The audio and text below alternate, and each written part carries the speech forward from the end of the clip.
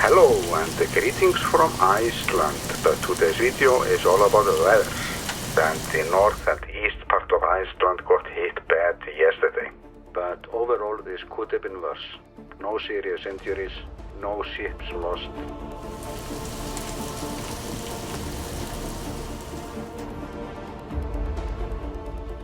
Welcome to Iceland.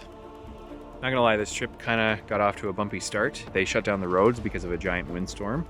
So we had to book an Airbnb, and then we forgot our tripod, so we had to drive all the way back to get our tripod. But now, it kind of feels like the first day of the trip is actually starting. What's in your pocket, Jenna? What's in your pocket? What is that? Oh, the hotel key we stayed in last night. So we just had to drive all the way back to get a tripod that we forgot, and now it's not like it's like a card key that you can just keep, it's like a house key. And they were such nice people, and it's this old restored home, and so I think we have to go back again. For sure we do.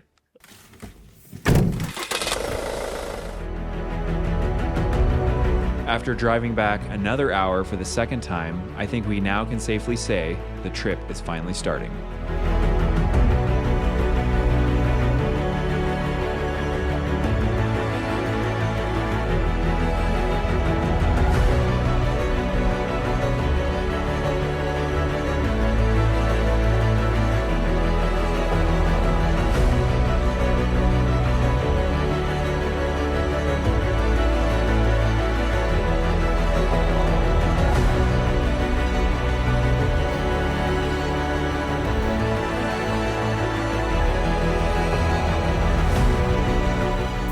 Normally Jenna and I like to shoot away from the crowds, but since this is our first time in Iceland, we thought it would be important to check out all these amazing spots, regardless of how busy they are. Just really nice right now, even though it's a bit flat. It's really cool. Love the sound of those waves. And there's some really big waves crashing against the rocks up here, so I go there and try and get a shot. Definitely almost got taken out. Just Google Vic Beach taking out people. You'll see some hilarious and unnerving videos. Oh my god! I'm a sea photographer. It scares me. It's a really nice light right now. There's a little bit too many people for my liking, so sometimes I just vlog or just sit it out and take in the moment instead. But Jenna's there getting a nice shot. And it is really nice colors right now. Plan is after this to shoot a waterfall at blue hour and nighttime. So probably start making our way there now.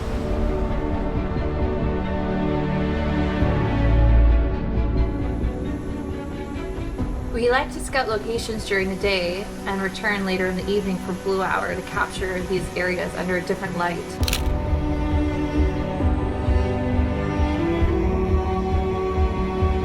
Lots of cool side of the road spots where nobody's around, and you get views like this into this valley.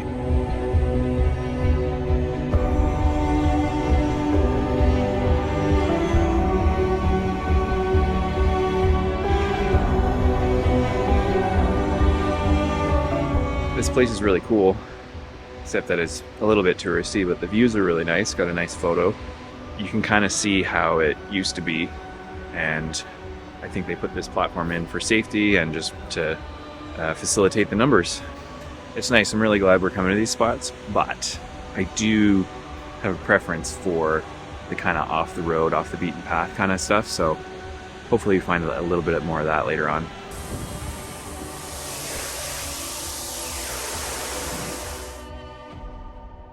This is our first international trip together, and back home we usually like to explore the routes that are kind of less traveled. But since this is our first time in Iceland, we decided that it would be important to experience all the classics that Iceland has to offer. We're driving the ring road, and it is just incredible what you can see just off the side of the road.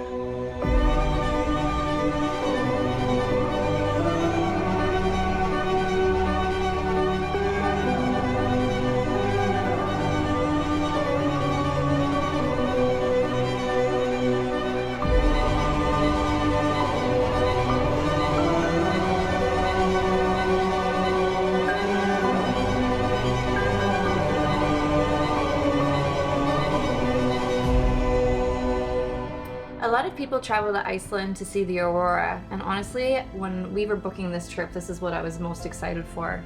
There's something about the Northern Lights that have always captivated me.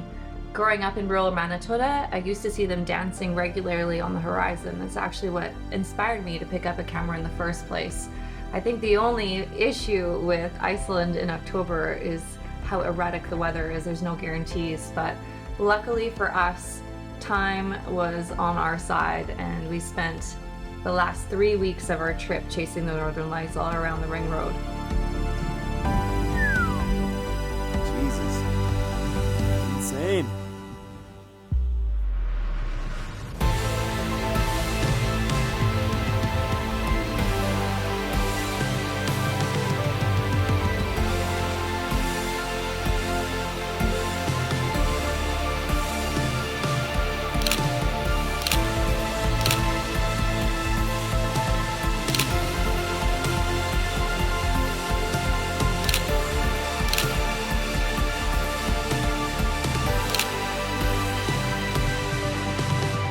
It's no secret that Iceland can be pretty expensive, so we've been having a steady diet of hot dogs and cereal throughout this trip. Matt's cooking us hot dogs. After spending $78 on a coffee and a brownie, we got a call from our friends at Ice Pick Journeys, Mike and Ryan. We're gonna go explore an ice cave. We left early in the morning as to avoid the crowds that show up later in the day. That's the TikTok. That's good enough. Back home in the Rockies, we have a passion for exploring ice caves, but there's something truly magical about taking that enthusiasm to a different part of the world. Ice caves really get our creativity going. I find these locations among the best to capture our adventure photography. Watching Mike play around in his home environment was truly inspiring.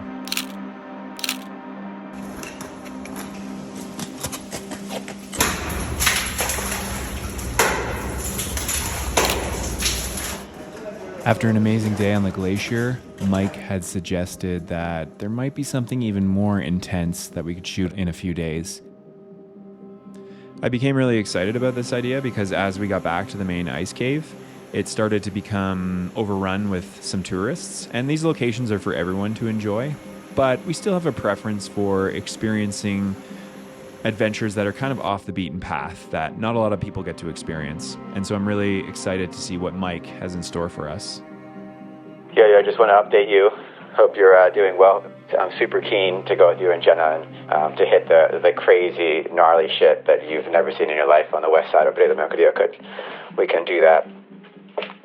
But yeah, that's my update now. I think I'm like super stoked that I was able to hopefully work this out, because I really, really, really want to take you to a place like this. Like it's going to totally blow your mind, like a crazy amount. This place is no joke for sure. And so, let me know what your situation is if you're able to go tomorrow, and I'll talk to you soon, bro. I think it goes without saying that we are heading back down to the southeast part of Iceland.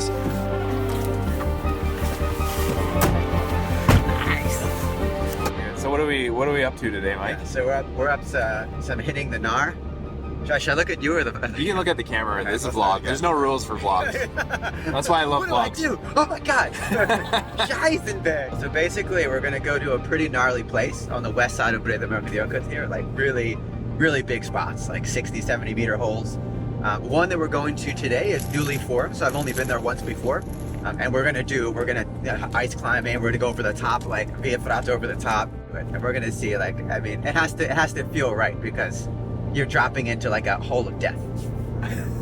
So so that's the plan. Let's see what happens, I guess.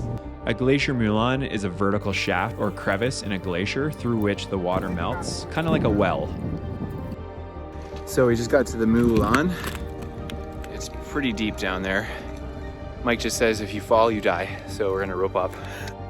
Moulins can be extremely hazardous to explore, so we're gonna have to rope up and be very careful.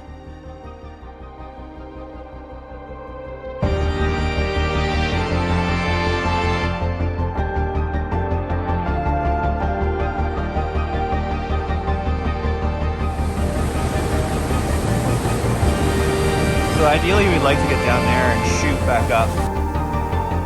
That's better. I just rappelled, you can see there, Just waiting for Mike here.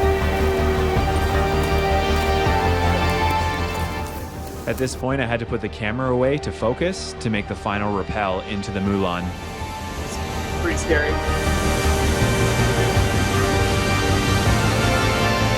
Straight down. Not gonna lie. Pretty freaky here. But I love it.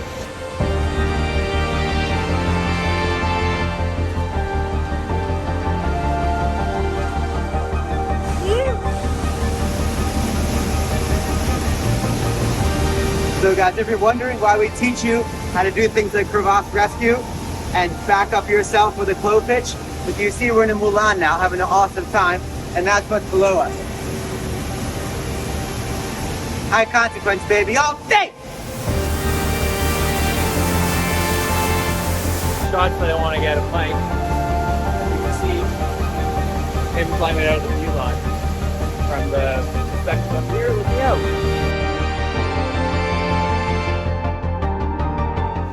I got my camera in here, and Mike's going to climb out. I'm going to shoot him climbing out, and then I'm going to climb out.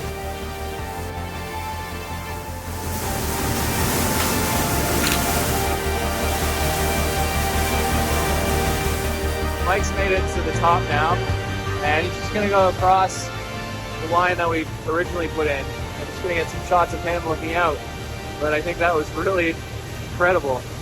Never gotten shots like that in my life.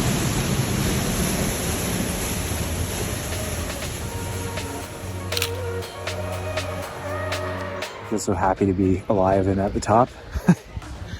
Now Jenna's gonna go in. I know she's a bit nervous. I really told her that she should probably go in. It's really terrifying being in there, but it's also like one of the coolest experiences you'll have in your life. So I really hope she goes down. It's getting dark, so we're just gonna do this quick.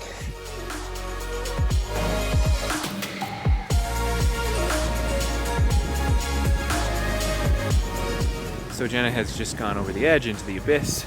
It's just an incredible sight looking down and up. I hope she's having a good time down there. So that is the end of our Glacier Moulin adventure for today. Yeah, that was proper epic. We spent 28 days in Iceland in our cozy little camper van, and even though we didn't stay in the most luxurious hotels, the one luxury we gave ourselves was time, which really allowed us to get some of the best Northern Lights shows we'd ever seen in our lives, change plans at a moment's notice, and go on an adventure that we'll never forget, and really just truly create an experience that will stay with us forever.